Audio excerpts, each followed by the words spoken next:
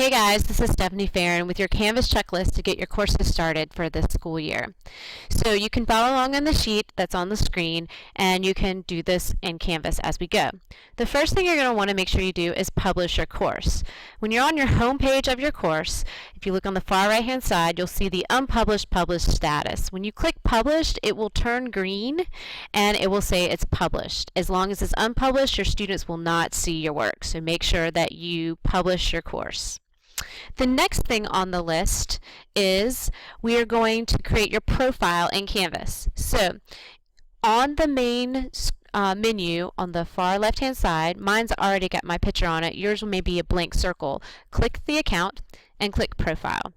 What you're setting up is what your users will see about you. So you will edit your profile. You can update the ways that they can contact you and manage those services. So for example, if you want to add your own personal email so that when they click your email in Canvas, it also goes to your personal account. If you want your students to see that you have a Skype or a Twitter, you can add all those up there. So when the students click it, it will automatically take the students to your page. You need to add a quick little bio, maybe some information that your parents or your students would want to know about you, years teaching, different courses you teach, things you like to do for fun.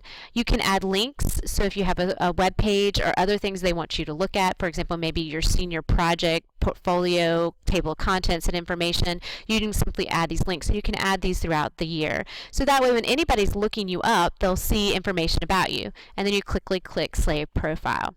So that way, when students are looking for you, they can see all that.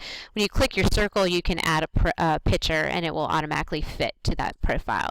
So you need to set up a profile. Next thing we need to do is create something that the students will see. Now, you have a couple of options here. You can create an assignment, you can create an announcement, you can create a quiz.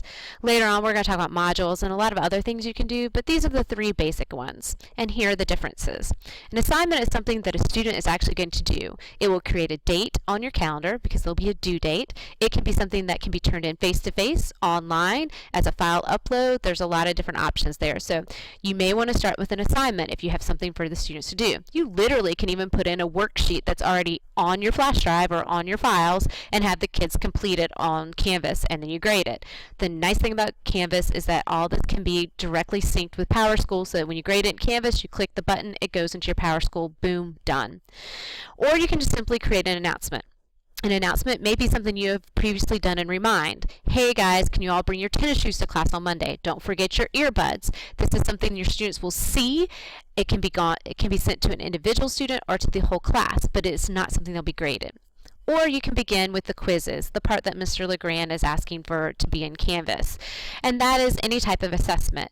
I have listed here the different types of question types because a lot of people are saying, oh, but I don't want it to be multiple choice. That is not an option only.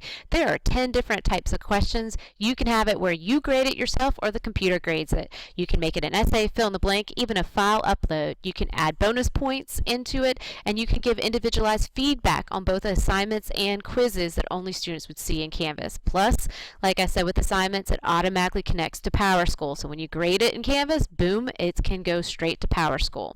So you'll need to create one of these things so your students see something in your course. So to do that, you simply come back into your course, and then from there, you would select any of the things in the list. So for example, let me get back to your course. You would click either assignment, announcement, or quiz, even if it's grayed out, okay? And then you would click the plus sign. So I'm clicking assignments. These are my assignments that I've already created, but on the far right-hand side, you would simply click plus to create it. You'll also notice once you're creating it that the green cloud will show that it's published. To unpublish it, you simply click the X and then it goes off. So you can make all your assignments for the entire semester right now as soon as your course is up, and then turn them on and off. Or you can set the assignments so that they only show on the dates you want to show. So real quickly, I'm just going to click an assignment so you can see how that looks. When you click the assignment, you'll give it a name. You'll have a text box. You can put all the information directions in there. You can actually put your worksheet in there or your files, and we'll walk you through this. You can assign it a number of points. You can assign it a group or how you want it to be. Maybe it's complete, incomplete, or percentage, or not graded. You can select a submission type. It can be no submission, on paper, an external tool, or you can select any of these online options, and you can select multiple ones. A text entry will give the kids a text box, much like up here, that they simply type into and you'll see when you go to grade it. A website URL, they just simply copy and paste the URL they found, and then it's there. That works for Google Docs, or you can use Google Docs with file uploads. A media recording will allow a box to pop up where they can actually record either audio, video, or both and submit the work. Amazing. And the file upload will allow them to select a file and upload it. You can make them group assignments. We can do peer reviews. We'll talk about that later. This little button right here for SIS is what you want to check if you want it to be graded and sent to PowerSchool. You can turn these on and off. That's not hard. Again, it's assigned to everyone unless you select individual students. You select your dates that it will be available from and when it's due, and this will automatically get created on your calendar. And then at the very bottom, you want to make sure you click Save. If you want it to be, go ahead and be seen, save and publish. If you want to notify your users every time it changes, you would click here if you made a goof, but most of the time you don't want to do that. So announcements, assignments, and quizzes are all very similar in the functions that they have, but they're slightly different. You'll need to choose one of those to put in there, so that way when you publish your course, your students are going to see something in the course that there needs to be done. Okay? If you've created something in your sandbox and you're going to put it from the summer workshops and you're going to put it in your course, that's really simple to do. What you'll want to do is you'll want to go to the course, not your sandbox, that you're going to put the material in, and then click Settings in your menu on the left-hand side. From there, you're going to want to go to the menu on the far right-hand side and select Import Content into this course. We did this at the end of the school year last year. We're just doing it in reverse this year. You're going to select Copy from a Canvas course. You're going to select the course name, and you can actually just start typing it and it will pop up.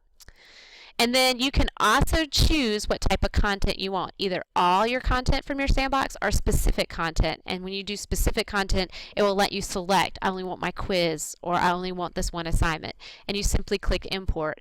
As soon as it's finished, you'll see that you've copied it and it will be there completed. You can go back to that course. You will now see that assignments wherever it may be, in assignments, in quizzes, in your content.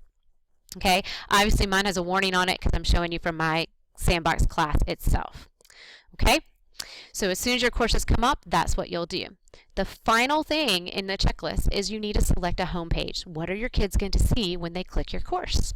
Okay, so on your home button, this is what they'll see if you're in my sandbox course, because this was my home page that I'd set up when I taught civics. So from your home page, you're going to click Choose a home page, and you have a couple options. And I'm going to go through each of these.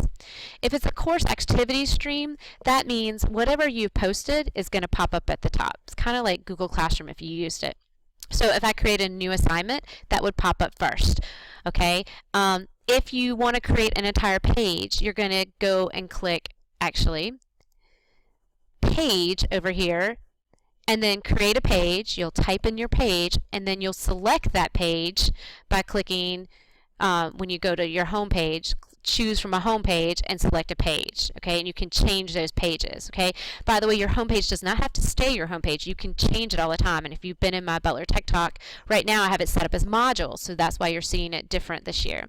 So a module is when you select a unit of study and put it together.